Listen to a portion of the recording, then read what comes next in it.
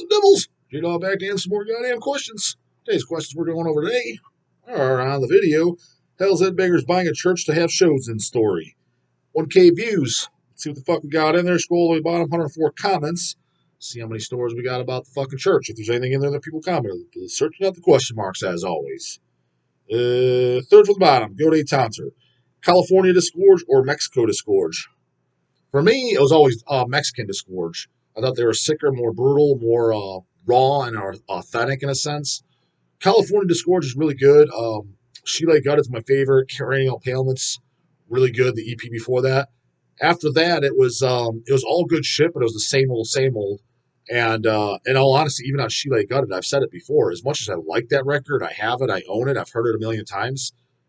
It's not a new listen every time, but you couldn't like put it on shuffle and me tell you, forget even the song names, I wouldn't even be able to tell you this is track 4 or something. Like all the songs, they kind of sound the fucking same. I just so happen to like the sound on that record as far as the vocals and everything. What did get annoying with that band though is after them, that was part. After them, they're part of the reason of why in the early 2000s when I told you guys like I never got out of brutal death or grind or stuff like that, but I started checking out more so like the old school metal shit, like the Toxic Holocaust, the Disasters, Bewitched from Sweden, shit like that, Destroyer 666s, those type of bands, because it was like a lot of the brutal shit, although that is my preferred style usually. When Disgorge from Mexico, tons of bands were just coming out there. I was like, this sounds like Disgorge sounds like Disgorge California. Sounds like Disgorge California. Everybody wanted to try to sing like Maddie Way, and Maddie's vocals were cool, don't be wrong, but I don't know what the fucking huge ass hype was. I remember when they played the Ohio Death Fest, and when he went on stage and shit, literally you would have fucking thought Elvis Presley was up in that motherfucker. You're like, his vocals are pretty cool. They're nothing that special. Even vocally, I think, maybe Vanny's, of course. I was going to say, of course, Mexico is a little better, but I don't know. It's more grunting. I guess, like, when Maddie did his vocals, they were more unique than the Mexican one. And before every band tried to fucking come out and sound them. And hell, even what's the third album then? I think the third album or the third CD, second full length, was the first one without Maddie Way singing, right? They had a different singer. It's not Ricky or whatever. Ricky was the. I met all those guys like several times too. They used to play all those bloodletting tours, so I've seen them several times in the early 2000s. But anyways, whoever the second singer was, you can't tell a fucking difference. It's not like so Maddie's voice. It's not like it was that distinguishable and hard to do because the next guy they got, I literally would, if someone didn't tell me it was a different singer, I wouldn't be able to tell. I was like, so which is good. I mean, they kept the same sound. Nothing I hate more is when a band gets a new singer that's drastically different. Like, this guy fucking sucks. Like, the music's still good, but the fucking vocals blow. So kudos to him for being able to do it. It just goes to show you, like, I guess it was kind of easy to do because, quite frankly, a girl, Chris Barnes, Tomb of the Mutilated. Hell, even Chris Barnes, Eaten Back to Life. Just those 2 records alone. Name me one other band that sounds like those. That the vocalist sounds like them. I literally can't think of one on either record. Butchered at Birth, yeah, that was just kind of just a standard growl, but specifically his brutal growls on Tomb of the Mutilated, and that almost like that barking, kind of like fast lingo growl on Eat Back to Life. I literally can't think of a single Becca band. If you know one, put them in there. And sometimes people put stuff in, such and such sounds like, and I put it on, I'm like, I think my fucking ears out or something. Like, what are you talking? It doesn't sound anything like them. So if you know anybody that sounds like vocally, sounds like Eaten Back to Life or Tomb of the Mutilated, and like I said about the first Deicide or Putrefaction, Painful Death, what I'm getting at is, yeah, Chris was kind of praised, especially for Tomb of the Mutilated, for his vocals, but it seems like the Maddie Way shit was ridiculous, and it was like, it would have been that unique. There was tons of, and I can't think of exactly what other bands came off.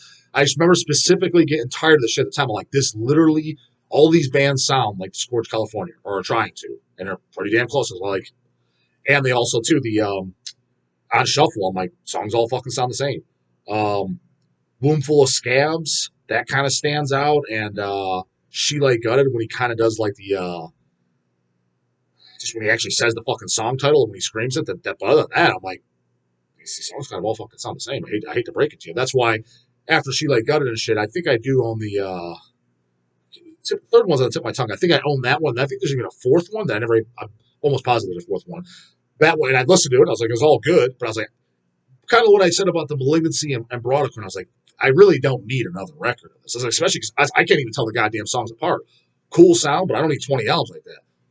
I put Revenge and Black Witchery in those categories too. I'm like, this sounds really cool. I was like, but for the most part, 90% of these songs, I can't tell them apart. So why do I need 5 different albums? One full length is more than sufficient in my book. So that's where I fucking stand on it. That's kind of when I hear like Brodequin's doing a new album or something, I'm just kind of like, don't really care. I'd probably listen. I'm like, it's probably solid shit, but I was like, I highly doubt it's any fucking like new fucking songs. It's like, I gotta have these. You know what I mean? Like the purchase. So as a whole, Mexican Disgorge, Sicker, Raw, and honestly, their songs didn't blur together. Like on the Chronic Corpora Infest and then Chronic Corpora Infest to Forensic, just the sound alone, you can tell, oh, these sound different. Like these records sound different. As brutal as it is it didn't blur together like a fucking wall of noise. You know what I mean? So, Mexican one I would have to go with. My Stupid Man Suit. Yo, J-Dog, what do you think of Stoner Doom? Stay putrid, people. Stoner Doom metal, quite possibly my most hated style of subgenre metal. I would rather listen to power metal any day of the week because that's usually what people's go-to rip on, which we put it on them. Some of this is pretty good. Definitely a lot of it's really happy sounding. Stoner Doom, if I had, of all the genres, subgenres, not counting the fucking stupid ass, fake ass, homeboy new metal bullshit that I don't even consider that in the same scene. Quite frankly, I don't even consider that in the same ballpark. Don't even consider it the same goddamn sport, to be honest with you. But the stoner doom metal I would consider in the same goddamn ballpark, but I do not like it at all. As a matter of fact, as I've said, I think pretty much of every subgenre I like something from every genre. I don't think I like anything from that genre unless you're to count something like Acid Witch. Is that stoner doom? Maybe it is. I don't know. If you could count them, then them. But bands like Sleep and shit, I don't like that crap, but I'm going to sleep and listen to that. Not a fucking fan. Life Eternal asked me about my super death metal group, 5-piece. I mean, I think I've answered that like 2 or 3 times at this point. Jacob Brockman, J. Dog, have you ever seen Rotten Sound? I want to say no, but maybe they played a show that I was at. Rotten Sound was a band that's, I know I've heard at one point in my teenage years, and it was in my mind, I don't like them. But would I be able to tell you what they sound like or anything? I thought it was like kind of like hardcore, grindcore mix from what I remember. But I haven't heard of anything since I was like 16. But I know I definitely have heard them. As a matter of fact, I think the way I heard them is something came in through the distro of Hell's Headbangers in the very, very early years, bedroom years. And I was definitely a teenager. But whatever it was embedded in my mind. I didn't need it, didn't like it. It's stood there since. Haven't listened to anything in over 20 years. So I couldn't tell you what they sound like.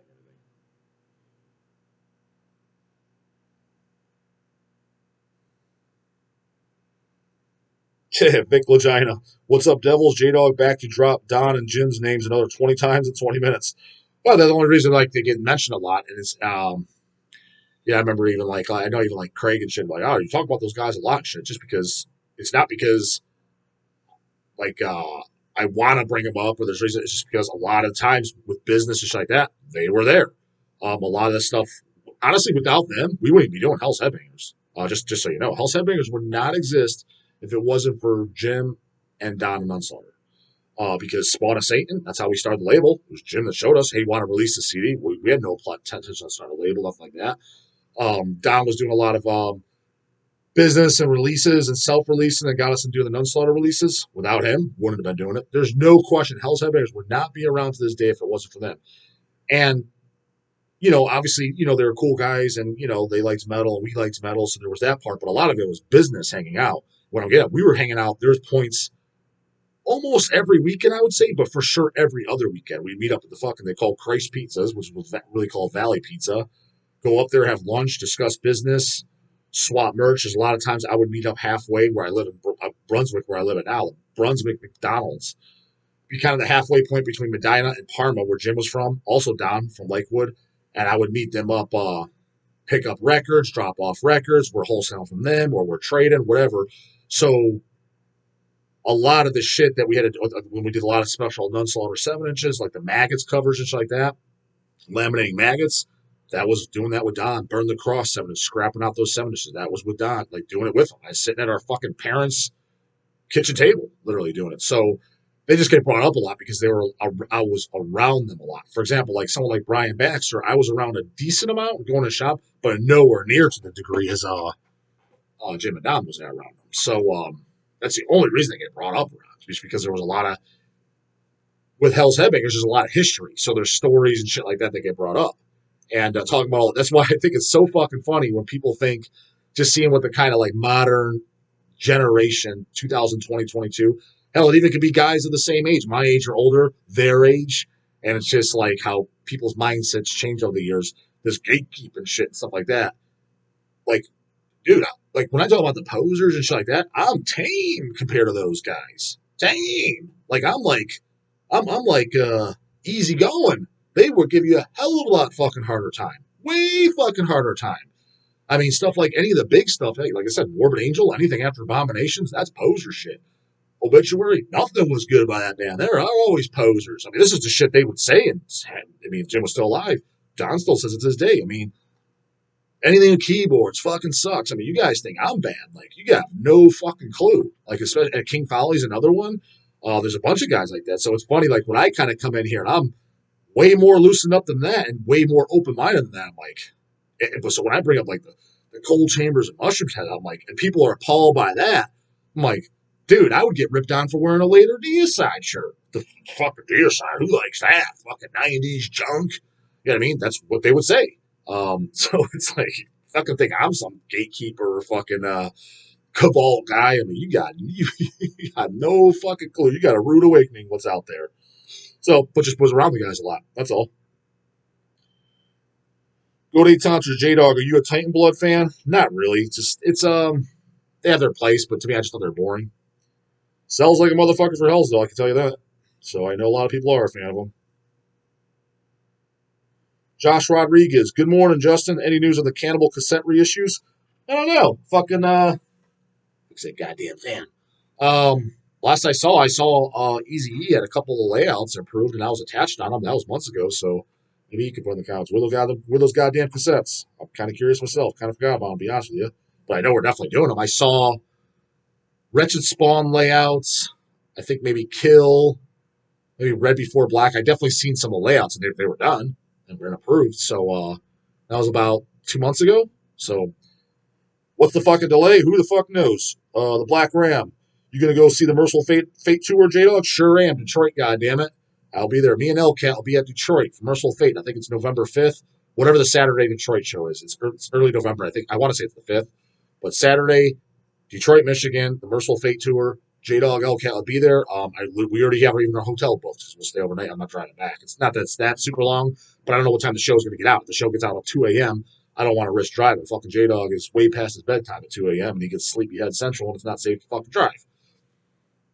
Plus a few beers on top of it. Probably not a good idea. So we'll stay out there. We already booked the hotel, paid for on the credit card. Probably got bent over on that price too. But nonetheless, it's done, so I'll definitely be there. So come on out to the goddamn Detroit show.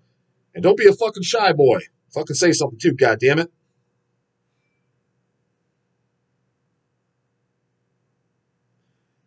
Corey Raposa. Hey, J-Dog, did you know that Sheepdog McLaren's gender is labeled as non-binary on Metal Archives? No, I didn't. He's another one of those weirdos, huh? Whatever he's into.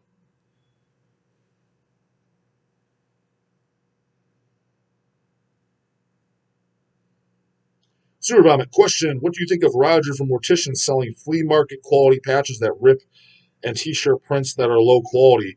They make the best music and should more effort in merch quality. I don't know anything about it. I haven't seen them. I mean, we trade with them. We get the banners from them. Those seem like decent quality. The Mortician banners. We have patches. Actually, I just packed up one up today, so I bought a Zombie Apocalypse patch. I'm pretty sure we got those from. It was the full color version of the Zombie Apocalypse. They were actually really nice quality. Shirts. I don't even know if he was printing shirts because we have a license deal to do all Mortician shirts. Maybe he did in between because we had a license deal for Mortician for all the album shirts 2 years ago for about 2 years or so. So 2 years ago, and then for 2 years prior, we were doing them. And then I know Roger said he wanted to kind of do his own. I think that's what Chase said. But for whatever reason, they relicensed them with us, and we repressed them all. I gave all their copies at the fucking Cleveland show. I think they sold all of the copies we get. It was a shitload that they got. Um, I think they sold them all at that fucking was a 2 day show or close to it. Because those boxes were looking empty. I'm like, fucking awesome for them. And they sell. I mean, Mortician shirts sell. Yeah, they sell well for us. You know what I mean? It's a steady move for sure. Not gonna say we're selling 20 or 30 a day, not by any means, but they're steady. They're not just collecting cobwebs. Anyways, since we were doing those, maybe in between that time frame when they're licensed, he was pressing ones, but I never seen them. Were they shit quality? I don't know. So I don't really have an opinion on it because honestly, I don't know anything about it. Which designs did he do? Because I said I seen the patches and the banners, and those look nice. We got mugs. I think we have some mugs still in stock. The coffee mugs, Mortician coffee mugs. Still have some of those on the site. Those look nice. I'm assuming he printed those or had somebody print them. I didn't set up the trade. Chase did, but I'm like 95% sure they came from him. What other merch did he do? I think we got hats. What did we do? Mortician hats. I think it was him. I think he did the hats. Because we did some merch too. We did like the Mortician Defiler of the Dead banners, which I actually have one in my corner right here. I'll hang it up. That one was pressed through us. Then he did the rest of the banners. We did the Mortician metal badge and metal enamels. That was us. So I get kind of fuzzy. What did we press? What did he press?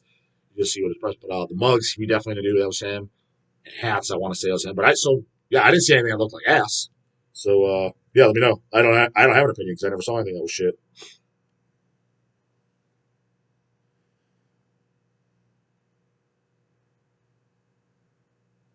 Go to Tonser. I know Exhumed never sounded identical to Carcass, but they definitely have some similarities. Oh, 100% agree. I don't disagree with that.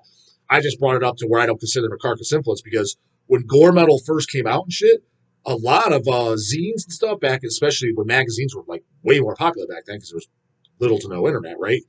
And there was internet, but it was like dial up and way less than there's now. None of the social media silliness.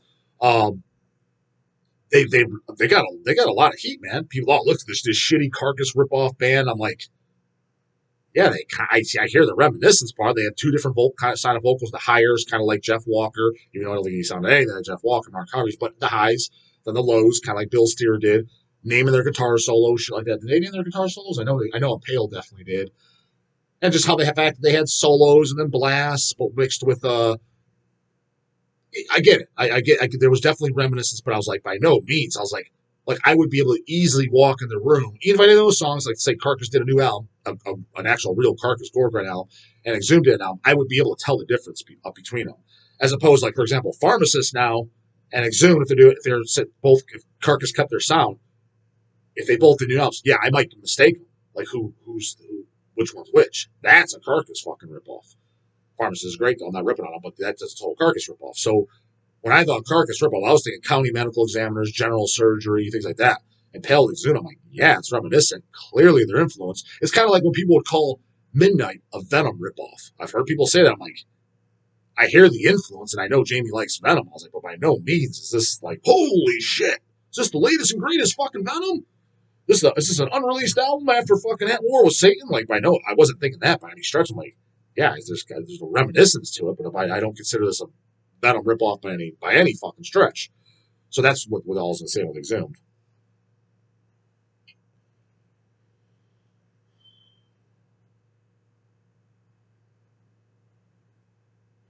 Distributive call points. People keep asking about this today. The band Revenant. J-Dog, ever think of putting out a reissue of Revenant's 1991 LP Prophecies of a Dying World?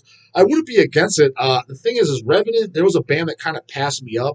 It got reissued in later years. I remember putting them on and be like, this is the kind of music I prefer, that 90s, early 90s death metal, but they just didn't do much for me. It was kind of background from when I heard them. So I didn't think much of them. And maybe if I listened to them a few times, I'm like, this is sometimes, especially now as I'm older, sometimes things take a few listens to really grow on me, and maybe I would might be in my fucking one of my favorite bands. You know what I mean? But from when I heard it, it's just kind of like I was super late to hearing it. Probably heard them for the first time maybe just 5 years ago.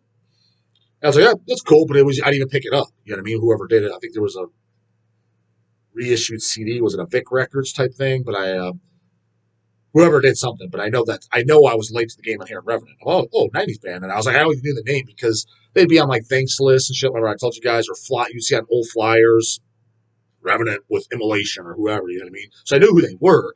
Just never super late to hear them. When I heard them, I'm like, it's gonna be they're cool. I was like, but I'm you know, nothing that blew my socks off.